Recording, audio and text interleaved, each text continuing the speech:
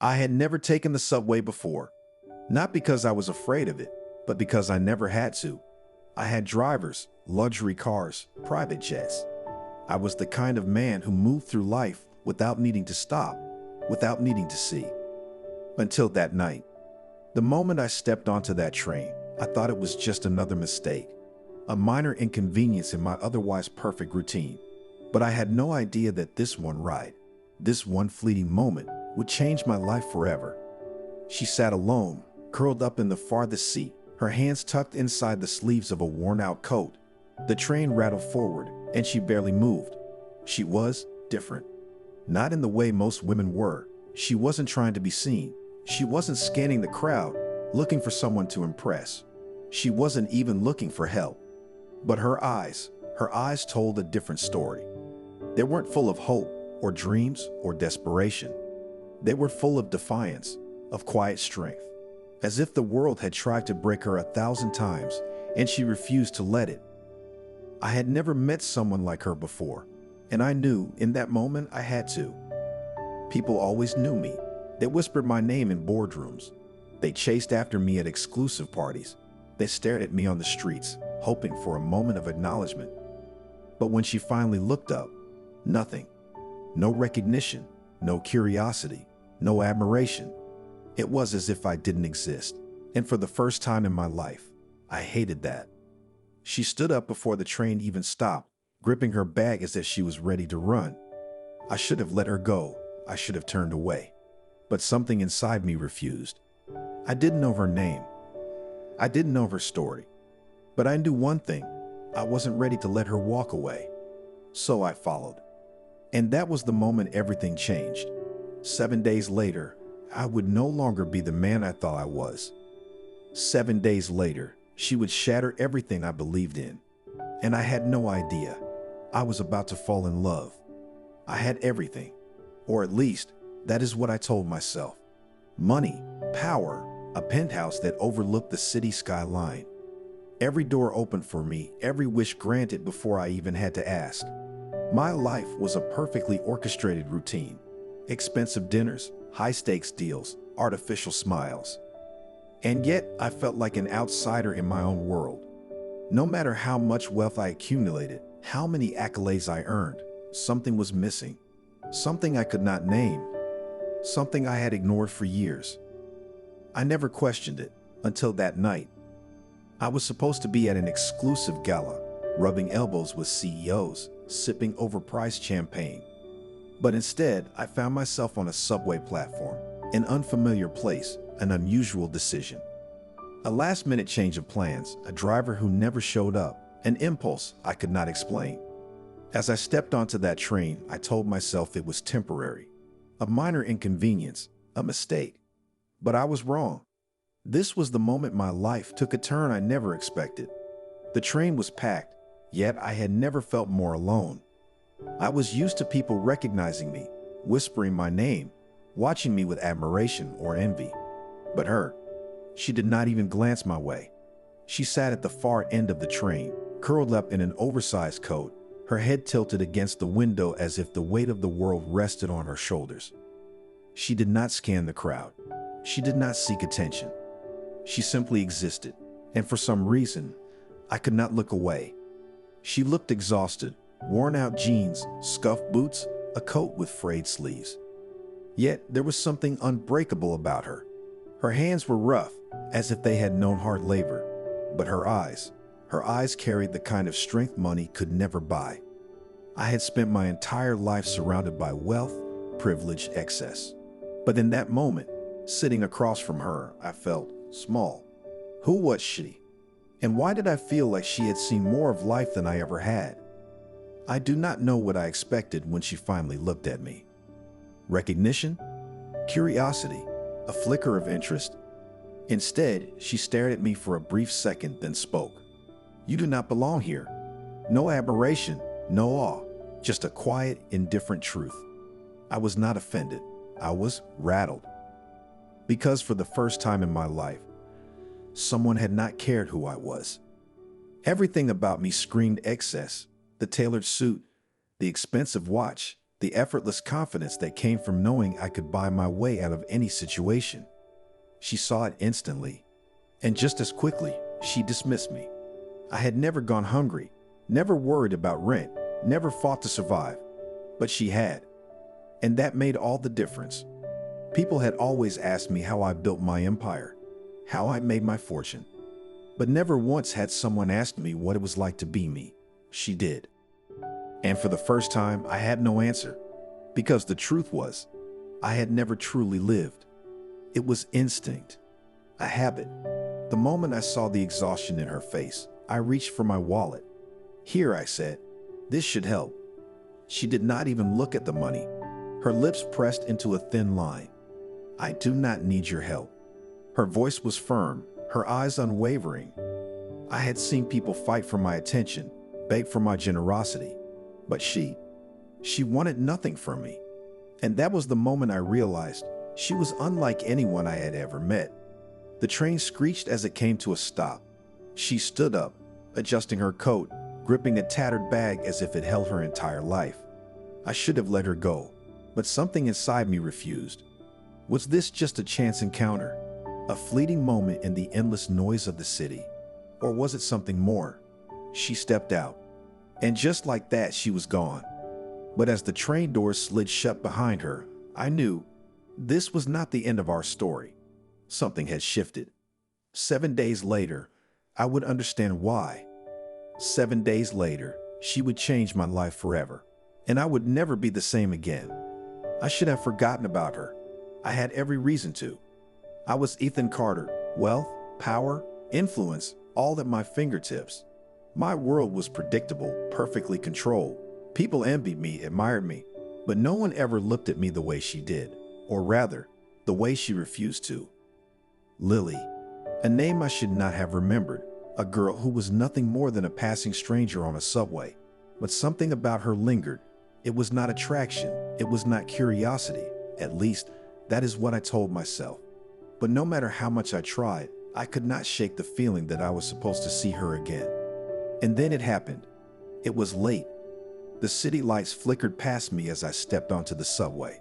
The hum of conversation, the occasional cough, the sound of exhausted bodies leaning against metal poles. My world did not belong here, and yet I did. And there she was. Same torn coat, same tired eyes, same quiet defiance. Sitting in the exact same seat, as if she had never left. Coincidence? No, I knew better. For the first time, she looked up. "You again?" No warmth, no curiosity, just an observation.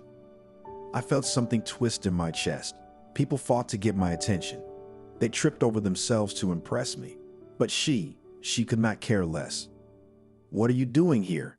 she asked, narrowing her eyes. I shrugged, leaning against the pole. "Taking the subway, just like you." She scoffed. "Right. The millionaire who could be in a penthouse right now, choosing to sit in a train that smells like cheap cologne and bad decisions. Try again." I did not know whether to be insulted or amused. "Maybe I like it here," I said. She laughed. "No, you do not." There was something sharp about her. Not the kind of sharp that came from bitterness, but the kind that came from survival. She had been through things I could not understand, but I wanted to. "You are right," I admitted. "I did not belong here, but neither do you." Her expression hardened. "Do not pretend you understand my world," she said. "A challenge, a dare." I leaned in slightly. "Then explain it to me." For the first time, her mask cracked. She exhaled, shaking her head. "You think money fixes everything, do not you? Does it not?" Her eyes met mine, steady, unflinching. No, there was a finality to it that I did not expect. I had spent my life solving problems with money. If something was broken, I replaced it. If something was lost, I bought another. If someone was struggling, I paid their way. Lily was different. She did not want my money. "Let me help you," I said, meaning it. "Whatever it is you need." She cut me off with a dry laugh. "That is the problem with people like you. You think the world is something you can fix with a check." I felt frustration rise in my chest. And what is the alternative? Struggling until you break. She studied me for a long moment before she spoke. "You want to understand me?" she asked. "Live like me, just for a day." I did not hesitate. "Fine." She smirked, shaking her head. "You will not last an hour." I matched her stare. "Try me." The train screeched to a stop. The doors opened. She stepped out. I followed. And that was the moment everything changed. I thought I knew the world. I had built my empire with numbers, transactions, and decisions that made people respect me, fear me, admire me. But nothing had prepared me for this. No phone, no credit cards, no safety net. Just the city, just survival. "You are not ready for this," Lily said, arms crossed, watching me hesitate. "Then let me prove you wrong." She smirked. "All right, millionaire, welcome to my world." The air was colder than I expected. I had never really noticed before. My cars were always warm, my penthouse always comfortable. But now, standing in the middle of the city with nothing, I felt it. People brushed past me, eyes down, moving fast, not caring. No one looked at me. No one whispered my name. I was invisible. Lily walked ahead, weaving through the crowd with a rhythm I could not follow. She belonged here. I did not. I caught up. "What now?" She glanced at me, unimpressed. "Now you learn how to survive." Hunger. It was not something I had ever felt before. Not like this. Hours passed. My stomach twisted, my hands clenched. I had not eaten since last night. It should not have mattered. It was just food. But when you do not know when your next meal is coming, it becomes everything. Lily sat beside me on a bench, pulling an apple from her pocket. I watched as she took a slow, deliberate bite. She caught me staring. "Not as easy as it looks, is it?" she said. I swallowed. "I am fine." She smirked. "Sure you are." I walked into a store, my confidence still intact. A job. That was easy. I had hired and fired people before. How hard could it be? The manager barely looked at me. "Experience?" "I can learn," I said. He shook his head.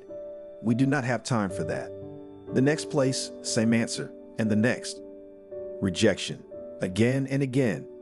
And for the first time in my life, I was nobody. Lily leaned against the wall, watching as I walked out of yet another store, frustration burning through me. "How did it go?" she asked, though she already knew. I exhaled sharply. "Why is this so hard?" She gave me a look. "Because you are not cut out for this." But something in her eyes, she was waiting to see if I would give up. I followed her through back streets, alleyways, places I had never dared to step into before. She taught me things I never thought I would need to know. How to find food without money, how to barter when you have nothing, how to blend in when the world refuses to see you. It was not just about survival, it was about instinct, resilience, trust. For the first time, I saw her differently. I had admired people before, their power, their success. But Lily, she had nothing, and yet she had everything. "You will never understand my world." Her words stung more than I expected. "I am trying," I said. She turned to face me. "Trying is not enough. You get to leave." "I do not." I had no answer for that, because she was right. It was late. The streets were empty, the city quiet in a way I had never heard before. Lily sat beside me, leaning back against the bench, looking up at the sky. For the first time, she looked tired. Not just physically, but something deeper. I hesitated. Then slowly, I reached for her hand. For a second, just a second, she did not pull away. Then she did. "Do not fall for something you cannot keep," she whispered. A man sat on the sidewalk, head down, arms wrapped around himself. I walked up, ready to help. I had always been the one to fix things. But when I opened my mouth, no one listened.